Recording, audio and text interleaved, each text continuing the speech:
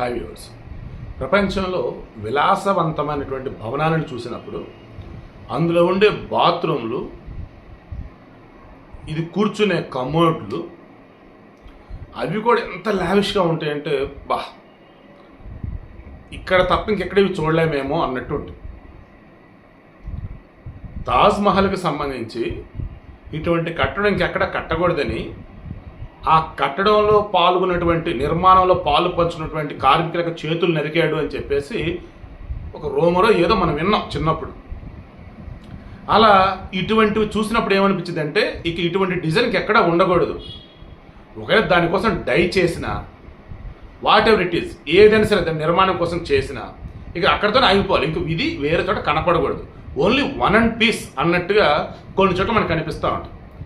గాలి జనార్దన్ రెడ్డి ఇంట్లో, సద్దాం హుస్సేన్ ఇంట్లో, ఇంకా ప్రపంచంలో మరి కొంతమంది అంటే చాలా తక్కువ మంది ఇళ్లలో ఇటువంటివి మనం వార్తల్లో చూసాం. బంగారంతో కూడినటువంటి బాత్రూమ్ కమోడ్లు అసలు స్వర్గంలో ఉంటుందా, ఇంద్రభవనంలో కూడా ఇలాంటివి ఉంటాయా ఉండవనే విధంగా ఆ సౌకర్యాలు, ఆ రకమైనటువంటివి మనం చూసాం. ఇటువంటి చూసినప్పుడు ఏమనిపించిందండి, డబ్బుందరా ఆ రకం కట్టుకున్నాడ్రా, అంతేనా, డబ్బుందరా ఆ రకంగా కట్టుకున్నాడ్రా. సొంతంగా కాకుండా ప్రభుత్వ భవనాలు మీరు గనక చూస్తే దీని అమ్మ జీవితం, అది ఎంత అఫీషియల్ బిల్డింగ్ అయినా స్వామి, ఆ బాత్రూమ్కి వెళ్తే ఎక్కడో చోట ప్రభుత్వ ఆఫీసులు అంటే దరిద్రం ఉండాల్సిన ఫీలింగ్ వచ్చింది. సీరియస్లీ, ఎంత లావిష్గా ఉండే ప్రభుత్వ ఆఫీస్ కానీ మీరు వెళ్ళండి, ఎక్కడో చోట ఇది ఖచ్చితంగా ప్రభుత్వ బిల్డింగ్ అనే ఫీలింగ్ అయితే మనకు వచ్చింది. ఎందుకంటే ఆ రకంగా అటువంటి లోపల అక్కడ కనిపిస్తూనే ఉంటుంది. కొత్తగా కట్టినటువంటి వాటిలో సరే ఏదో ఒక లోపల నేను ఖచ్చితంగా చూపెడతాను. అయితే ఈ మధ్యకాలంలో అలా లేవులేండి, స్టార్ హోటల్స్ తగ్గ రీతిలో ఉంటున్నాయండి అని మీరు అనొచ్చు. సరే, అలా కూడా ఉన్నాయి అనుకుందాం. కేసీఆర్ కట్టినటువంటి ప్రజాభవనం, అదే మొన్నటి వరకు దాన్ని ఏంది అన్నది ప్రగతి భవనం ఏదో, ఇప్పుడు ప్రజాభవనంగా మార్చారు కదా, అదేనా ప్రజల డబ్బుతో కదా కట్టింది, అది సీఎం క్యాంప్ ఆఫీస్, అదేనా, ఇంకా వేరే రకాల ఎక్కడైనా ముఖ్యమంత్రి బిల్డింగ్లు, క్యాంప్ ఆఫీస్ ఇటువంటి మీరు చూడండి. ఈవెన్ సెక్రటరియట్లు, రమేణ అసెంబ్లీలు కూడా చూడండి. ఎక్కడ చూసినా, ఎక్కడికి వెళ్ళినా బాగున్నారన్న ఫీలింగ్ వస్తుంది. అది అచ్చం హోటల్లో ఉన్నట్టు కట్టారన్న ఫీలింగ్ వచ్చింది. ఇక్కడ వరకు ఓకే కదా. ఇక ఇప్పుడు అసలు కథలోకి ఎంటర్ అవుదాం. కింద కూడా కామెంట్ పెట్టండి, ఏం పర్లా. అసలు కదా 2 నిమిషాల 50 సెకండ్ల తర్వాత స్టార్ట్ అయిందని చెప్పేసి. ఓకే, పాయింట్కి వస్తుంది. గత కొద్ది రోజుల క్రితం, కొద్ది వారాల క్రితం రిషికొండ ప్యాలెస్లో బాత్రూములకే లక్షలు ఖర్చు పెడుతూ ఉన్నారు. ఖచ్చితంగా ఆ రిషికొండలో కడుతున్నటువంటి భవనాలు ఏవైతే ఉన్నాయో అది జగన్మోహన్ రెడ్డి ఉండబోవడానికి నివాసము. భారత్ కోసము, జగన్ కోసము వాళ్ళు అసలు ఇంకెక్కడ ఉండని విధంగా, రాజమహల్లో ఉండే విధంగా అందులో నిర్మాణాలు చేపిస్తూ ఉన్నారు. దానికి వాడుతున్న మెటీరియల్ అన్నీ కూడా విదేశాల నుంచి ఇంపోర్ట్ చేసుకున్నారు. కడుతున్నదేమో ప్రజల డబ్బుతో. ఏమని, టూరిజం బిల్డింగ్లు అని ఒకసారి, 3 స్టార్ హోటల్స్ అని ఒకసారి, ఇంకోసారి ఏమో ఫ్లోలో తెలియకుండా జగన్మోహన్ రెడ్డి ఉండబోతున్న క్యాంప్ ఆఫీస్ అని ఒకసారి. మొత్తం 7 బ్లాకులు, 500 కోట్ల పైచులకు ఖర్చు, పర్యావరణ అనుమతులను సైతం వైలేట్ చేసి కట్టినటువంటివి. స్టిల్ ఇంకా కోర్టులో కేసులు ఉన్నాయి. నిన్నటి వరకు అది ఒక నిషిద్ధ ప్రదేశం, బయట నుంచి చూడాలన్నా సరే పర్మిషన్ కావాలా. ఇప్పుడు జగన్ రెడ్డి గవర్నమెంట్ లేదు కదా, మీడియాకి పర్మిషన్ ఇచ్చారు. పైకి వెళ్ళి చూస్తే అమ్మా దేవుడా, బాత్రూమ్ టూరిజమా ఇది, టాయిలెట్ టూరిజమా ఇది, మామూలుగా హోమ్ టూర్ చేస్తారు చూసారా, అలా బాత్రూమ్ టూర్ చేయొచ్చా ఇక్కడ, టాయిలెట్ టూర్ చేయొచ్చా ఇక్కడ, లేదా టూరిజం వాళ్ళు కపుల్ ఏకంగా బెడ్రూమ్లో ఎందుకు కాపురం చేసుకోవాలి, బెడ్రూమ్లో ఎందుకు సెక్స్ చేసుకోవాలి, సారీ వేరే విధంగా అనుకోవద్దు, ఓకేనా ప్లీజ్, బాత్రూమ్లో కూడా చేసుకోవచ్చు. చూడండి బాత్రూమ్ ఎంత లావిష్గా ఉందో. మా ఏపీ టూరిజం తరపున మేము మీకు కల్పిస్తున్నటువంటి సౌకర్యాలండి ఇవి. ఆ బాత్రూమ్ టబ్ ఉందే, దాని పక్కన ట్యాప్ ఉందే, ఏమనుకున్నారు అవి, వాడికి పెట్టిన ఖర్చే 10 లక్షల పైచులు. ఆ రూమ్ ఉంది చూసారా, ఆ రూమ్లో షెల్ఫ్లని చూసారా, అసలు మీకు ఏం కావాలంటే అన్ని ఇక్కడే దొరుకుతాయండి. ఇక మీకు దేవండి నాకు గుర్తురాట్లేదు బాబు నేములు కూడా. బెడ్రూమ్ ఎందుకు మీకు, బాత్రూంలో కాపురం చేసేయండి. సీరియస్గా కొంచెం ఇది ఇబ్బందికరంగా ఉండొచ్చు, బట్ అక్కడ ఉన్న దృశ్యాలు చూస్తే నాకు ఇదే అనిపించింది. టూరిజం కోసం అన్నట్టు టూరిజం బిల్డింగ్లు అంటే ఎవడైతే చెప్పాడో ఇమ్మీడియట్గా వాళ్ళ మీద కేసు పెట్టి లోపలేయారు. ఏంటి అసలు అది? ఆ టూరిజం శాఖ వాళ్ళని చెప్పినటువంటి ఆ ఋషికొండ ప్యాలెస్లో ఆ బాత్రూమ్ చూస్తూ ఉంటే, ఆ సెంట్రల్లో చూస్తుంటే టబ్బు చూస్తుంటే, ఆ పైన సెంట్రలైజ్డ్ ఏసీల టైపు అది స్ప్లిట్ వేసి అది మోడల్ కూడా భలే ఉందంటే వెరైటీగా 360 డిగ్రీస్ అన్నట్టు. అసలు ఆ బిల్డింగ్లో ప్రతిదీ కూడా, ఈవెన్ గెస్ట్లు వచ్చి ఇది కూర్చునే కమోడ్ కూడా ₹1,00,000 ఖర్చు. హాళ్ళు, సమావేశ మందిరాలు. నాకు అర్థం కాదు ఏంటంటే, టూరిజం శాఖ బిల్డింగ్లు అన్నారు కదా, ఇందాక నేను క్వశ్చన్ చేస్తుంది అదే. అసలు అంత పెద్ద లావిష్ బాత్రూమ్లు ఎందుకు? ఇందాక నేను చెప్పినట్టుగా ఎవరైనా పెళ్లి చేసుకొని వస్తే వాళ్ళకి హనీమూన్ చేసుకోవడానికి ఇక్కడ మీరు ఏమన్నా ప్రొవైడ్ చేస్తున్నారా టూరిజం శాఖ నుంచి చేసి ఫెసిలిటీస్?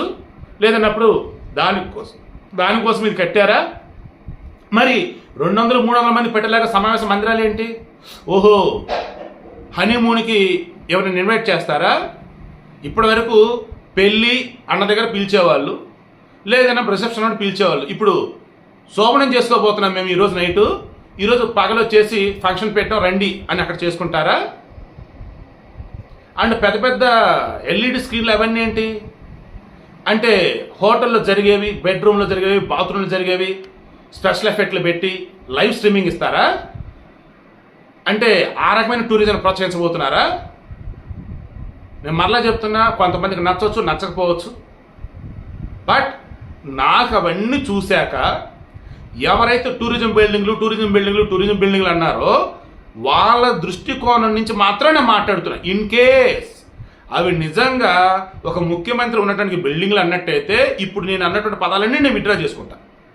దెన్ అప్పుడంట అబ్బా ముఖ్యమంత్రికి ఉండటం కోసం ఈ రకం చేసినట్టు సూపర్ అయ్యంట. కానీ అంత ఖర్చు ఎందుకు పెట్టారు మాస్టారు? ఎందుకు అంత ఖర్చు అనవసరంగా? అవును, ముఖ్యమంత్రి ఉండటానికైనా అంత లావిష్ బాత్రూమ్ ఏంటి? ఆ బాత్ టబ్ ఏంటి? ముఖ్యమంత్రికి తినడానికి బాత్రూంలో ఉండటానికి కూడా సరైన సమయం ఉండదని అంటూ ఉంటారు, అంతా బిజీగా ఉంటారు కదా.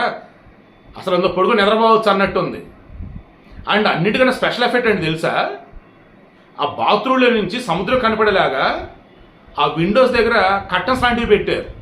మరి ఆ డిజైన్ ఎవడు? ఆర్కిటెక్టుడా? కానీ ఊరి దేవుడా. ఇందా నేను అన్నానే, హనీమూన్ చేసుకోవడానికి వచ్చినటువంటి వాళ్ళకి స్పెషల్ ఎఫెక్ట్ ఇదని. నాకు అవన్నీ అలాగే అనిపించింది, అందుకే అంటున్నా, అంతే, వేరే విధంగా కాదు. ప్రజల డబ్బుతో అటువంటివా ఏంద్రయ్యా అసలు అది? ఇక ఫ్యాన్లు ఉన్నాయి పైన అయితే, ఓరు దేవుడు, ఎక్కడ ఉన్నటువంటి ఫ్యాన్లు, లైట్లు, ఋషికొండ బిల్డింగ్ మీదకి ఎక్కితే ఆడి సముద్రం చూస్తూ ఉంటే అసలు కొత్త లోకాన్ని చూస్తున్నట్టు. ఆ ముందు గ్రీనరీ గార్డెన్ ఉన్న గ్రీనరీ మాత్రం పడగొడ చిన్న చిన్న మొక్కలు పెంచేసేస్తున్నారు. సో అంతేమగా నేను ఈ విడుదల చెప్పేది ఏంటంటే, జనాలని జగన్మోహన్ రెడ్డి కానీ, ఆ రోజు పర్యాటక శాఖ మంత్రి ఉన్నటువంటి రోజా కానీ ఎంత దారుణంగా మోసం చేశారంటే, ఈ వైసీపీ గవర్నమెంట్ వాళ్ళు ఇప్పుడు దిగిపోయారు కాబట్టి, వైసీపీలో ఉన్న పార్టీల వాళ్ళు 2019-2024 వరకు అడ్డు గడుగునా కూడా జనాన్ని ఎర్రిపప్పలను చేస్తూ, ఎర్రిపప్పలు అంటే బుజ్జినానలు, వాళ్ళ భాషలో బుజ్జినానలను చేస్తూ 100 కోట్లు, 1000 కోట్లు, లక్షల కోట్లు దోచేసుకున్నారు. ఆ లెక్కలన్నీ బయటపడాల్సింది. ఇంకా ఎవడన్నా కానీ వైసీపీని సపోర్ట్ చేస్తూ పోస్టులు పెట్టినా, కామెంట్లు పెట్టినా ఒక్కసారి మీరు తినేది అన్నమా కాదు ఆలోచించుకోండి. మీ మనస్సాక్షి అనేది ఉంటుంది, ఒకసారి క్రాస్ చెక్ చేసుకోండి. మెగా డిఎస్సీ ఇచ్చాడా? జాబ్ క్యాలెండర్ ఇచ్చాడా? మద్యపాన నిషేధం చేశాడా? రోడ్లు వేసాడా? అండ్ ఇవన్నీ పక్కన పెట్టినట్టయితే అసలు అమరావతి రాజధాని అస్తవ్యస్తంగా చేసి, అరే 3 రోజులు అక్కడ చెత్త చెదరం తొలగించేస్తే బ్రహ్మాండంగా అనిపించింది అమరావతి అందరికీ. ఇప్పుడు అంటే జగన్మోహన్ రెడ్డి మనస్ఫూర్తిగా అనుకున్నట్టయితే అమరావతి ఈరోజు విశ్వనగరంలో ఉండేది. చేయలా, 3 రాజధాని చెప్పేసి 3 ఇటుకలు వేయలా, మద్యపాన నిషేధం చెప్పేసి గబ్బులు ఎక్కర పెట్టి రోగులు అంటారు తాగులు ప్రాణాలు తీశారు. పొలాలు కంప్లీట్ చేయాలా? అసలు ఎప్పుడు కంప్లీట్ అవుతాయంటే తెలియట్లా, అంత ఘోరం ఉంది ఇప్పుడు. ఇది అన్నమే డ్యామ్ కొట్టుకుపోయింది. అరే ఎవడన్నా బుద్ధున్నాడు అసలు జగన్మోహన్ రెడ్డి పరిపాలన అంటాడు? అసలు పిచ్చోడి చేతిలో రాయన్నా కానీ కనీసం వాడని ఆలోచిస్తాడు, పిచ్చితో ఉన్నా కానీ. వీళ్ళు అది కూడా కాదు, అసలు వీళ్ళకి ఏది నచ్చితే చేసుకుంటారు. అదేమంటే ఎర్రి పప్పలు చేస్తూ జనాల్ని నమ్మించేశారు. ఆ పేటీఎం బ్యాచ్ చేత. చివరికి ఐఏఎస్ అధికారుల చేత సిగ్గుండాలి వాళ్ళకి. అసలు మనం ఏం చేస్తున్నాం, ఏంటి రూల్స్ తగ్గట్టు వెళ్తున్నామా లేదా క్రాస్ చెక్ చేసుకోవటంలా. ముఖ్యమంత్రి ఆయన చెప్పేది చేద్దాం, మంత్రి ఆయన చెప్పేది చేద్దాం. అందుకే ఈరోజు చంద్రబాబు నాయుడు ఎంత సీరియస్ అయ్యాడంటే, ఎంత బాధపడ్డాడంటే, నేను ఏ రోజు ఇటువంటి విధంగా నేను చూడలేదు. అసలు మీరేంటి అఖిల భారత సర్వీసులు ఉండాల్సి మీరేంటి అడ్డదిడ్డంగా మీరు అసలు ఏం చేశారు గతంలో తెలుస్తుందా మీకు? మీ మనస్సాక్షిని అడగండి అన్నాడు. ఒకటే మాట అన్నాడు ఆయన. నేను అదే అంటున్నా, మీ మనస్సాక్షిని అడగండి రా ఆయన. అసలు ఏంది అసలు అది? సర్వనాశనం చేసి పెట్టారు రాష్ట్రాన్ని అయితే. అసలు చివరికి 100 కోట్లు పెట్టి ఏదో హనీమూన్కి వచ్చే వాళ్ళకి కానీ కావాలన్నట్టుగా సముద్రం సీన్ కనపడేలాగా ఆ రకంగా ఆర్కిటెక్ట్ డిజైన్లు పెట్టేసి బాత్రూమ్లా. సిగ్గేస్తుంది నాకైతే. ఇటువంటి వాళ్ళకి ఇంకా ఓట్లు ఎవరు వేస్తున్నారో మొన్న, అండ్ ఇంకా వాళ్ళని ఎవరు నమ్ముతున్నారో, ఇంకా నా దగ్గర జగన్ సపోర్ట్ ఎవరు కామెంట్ పెడుతున్నట్టు నాకైతే అసలు అర్థం కావట్లేదు.